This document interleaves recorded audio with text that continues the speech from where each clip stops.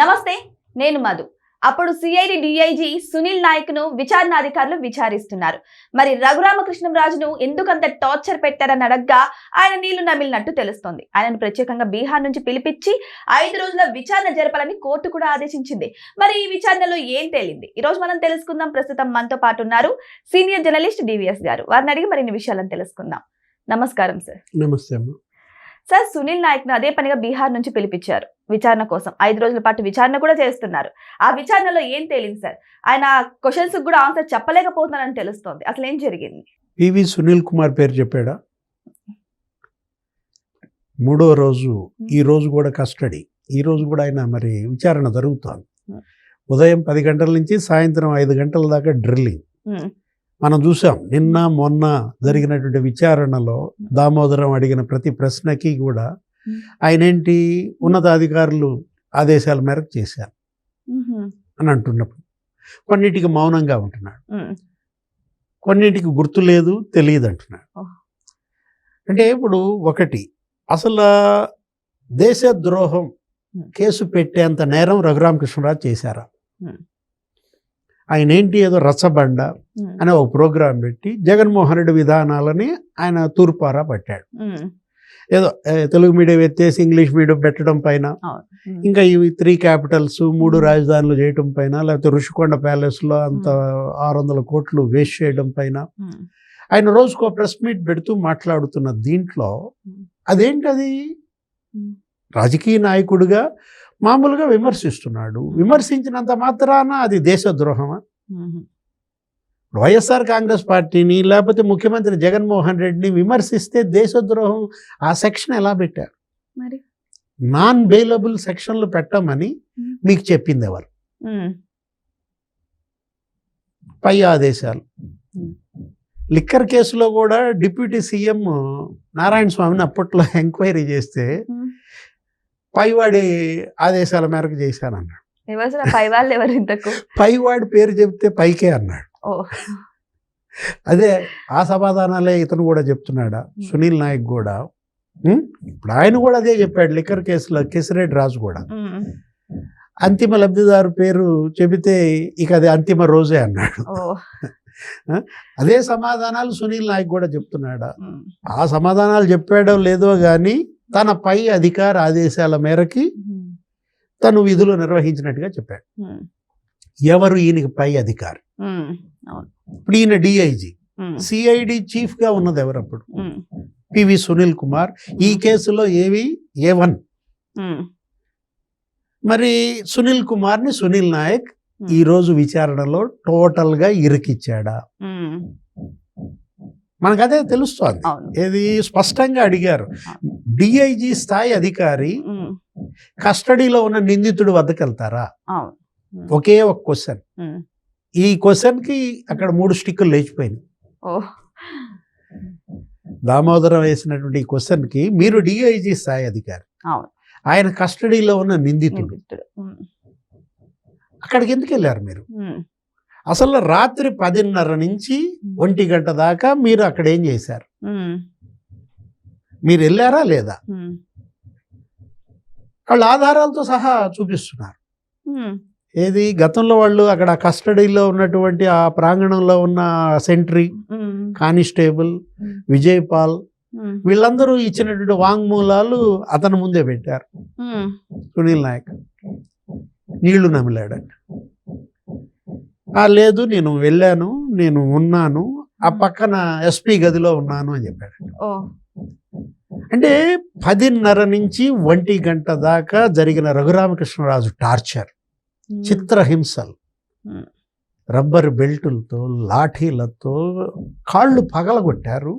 పగలగొట్టి ఆయన అరికాళ్ళు బాగా బొబ్బలెక్కి నీకు వాసిపోయిన తర్వాత నడిపించారు. మళ్ళా పడుకోబెట్టడం, మళ్ళా కొట్టడం, మళ్ళా నడిపించటం. ఇట్లా ఇక నడవలేని పరిస్థితి వచ్చేదాకా అతని చిత్రహింసలు పెట్టారు. ఆ బెడ్ ఇరిగిపోయింది.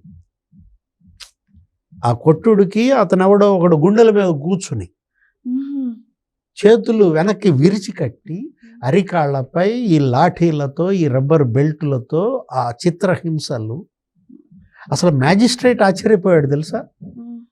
ఆయన ప్రొడ్యూస్ చేస్తే కోర్టులో మరుసటి రోజు ఆయన కుంటూ నడవటం చూసి మ్యాజిస్ట్రేట్ సీరియస్గా అసలు ఏం జరిగింది, ఎందుకు ఆయన పరిస్థితి అలా ఉంది.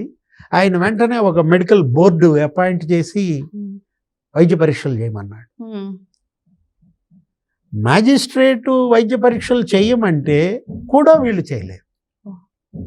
ఏం చేశారు, ఏదో గుంటూరు జీజీహెచ్ ఆమె ఎవరో ఒక ఉన్నారు, నీలం ప్రభావతి, డాక్టర్ ప్రభావతి.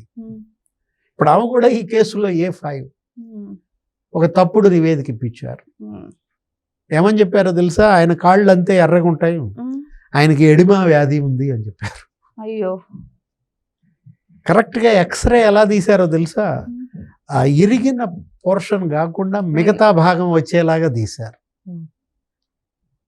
ఆ తర్వాత ఇక కోర్టులకు వెళ్ళి, హైకోర్టుకి వెళ్ళి, సుప్రీంకోర్టుకి వెళ్ళి, అప్పుడు సికింద్రాబాద్ కంటోన్మెంట్ సైనిక్ హాస్పిటల్లో చెకప్ చేయించమన్నారు. ఆ డాక్టర్లు ఇచ్చిన నివేదిక నాకు పంపమన్నారు.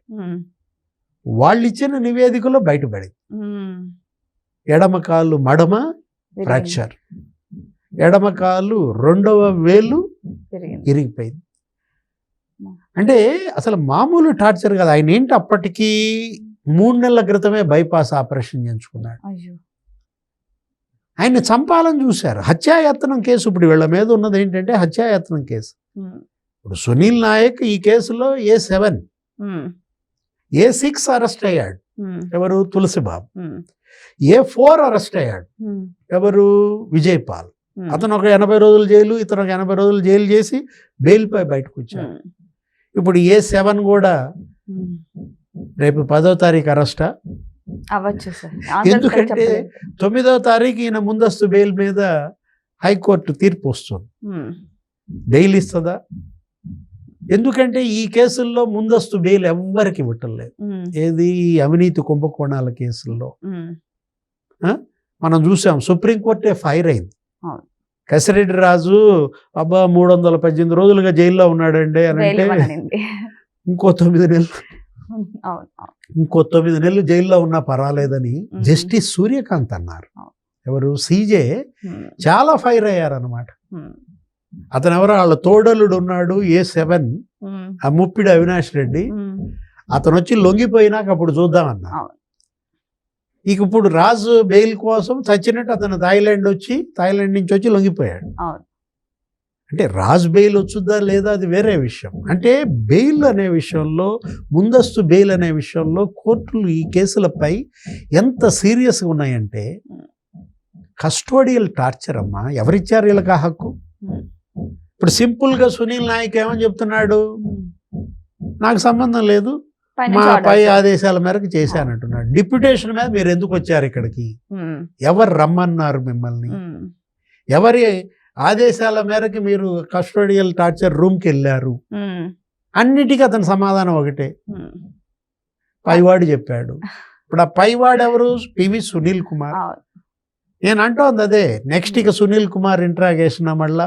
ఇప్పుడు ఈ సునీల్ నాయక్ ఇచ్చినటువంటి వాంగ్మూలం దగ్గర పెట్టుకుని దామోదరం మరోసారి సునీల్ కుమార్ని పిలుస్తారా? ఈ కేసులో A1 అతను, A2 PSR ఆంజనేయులు. మరి PSR ఆంజనేయుల్ని మళ్ళా ఇంకోసారి ఇంట్రాగేషన్ ఎక్కడున్నది ఆమె ప్రభావతి, ఆ తప్పుడు రిపోర్ట్ ఇచ్చినప్పుడు ప్రభావతి. ఆమె మరి ఆ డాక్టర్ లైసెన్స్ క్యాన్సిల్ చేయాలా? ఏం చేస్తోంది IMA? ఇంతవరకు దీనిపైన యాక్షన్ ఎందుకని తీసుకోలేదు? అసలు ఎవరన్నా IMAకి ఫిర్యాదు చేశారా ప్రభావతి పైన? అంటే ఇలాంటి వాళ్ళు డాక్టర్లుగా ఉండతగిన వాళ్ళేనా? అరే ఎడిమా ఉందంటారా? చిత్తకు కొడితే ఆ కాళ్ళన్నీ అలా బొబ్బలెక్కిపోయి ఎర్రగా కందిపోయి మడం ఇరిగిపోయి ఏలు ఇరిగిపోయి ఏలాడుతుంటే, ఆ ఇరిగిన పార్ట్ కాకుండా మిగతాది ఎక్స్రే తీయమని చెప్పారంటే మరి స్పష్టంగా ఆ మెడికల్ బోర్డులో ఉన్నటువంటి ఇతర డాక్టర్లు కూడా చెప్పారు. ఆ రాజేంద్ర అనేవాడు, లేకపోతే అతను ఆ ల్యాబ్ ఆ పరీక్షలు చేసిన నాగరాజు, ల్యాబ్ అసిస్టెంట్.